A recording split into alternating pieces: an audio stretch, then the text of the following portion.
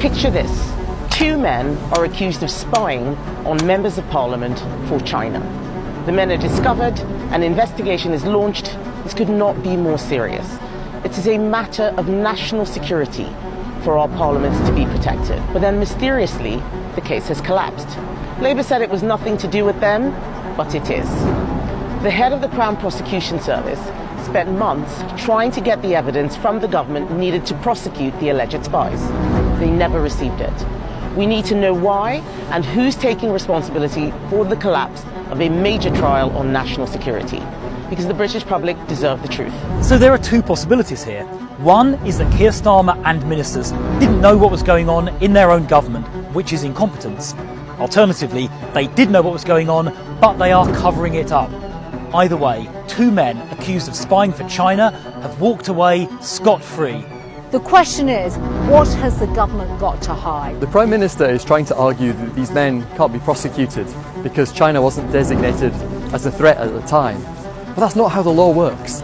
And the Prime Minister is being contradicted by the former Director of Public Prosecutions, the former head of the Civil Service, the former National Security Advisor, and two heads of MI6. The Prime Minister is simply wrong about this. There's clear evidence that China was a threat, and this prosecution should have gone ahead. And it goes deeper than that. It's reported that the Chinese ambassador contacted the Lord Speaker to propose a deal whereby they would drop the sanctions against parliamentarians and waive £1 billion in compensation that the Chinese claim that they're owed due to the steelworks in Scunthorpe, all so that the Chinese ambassador could be allowed back into our parliament. Recently, Keir Starmer has handed over an important overseas territory to an ally of China. And on top of that, Labour are about to rubber stamp the new application for the Chinese spy hub in London. This is the Chinese super embassy.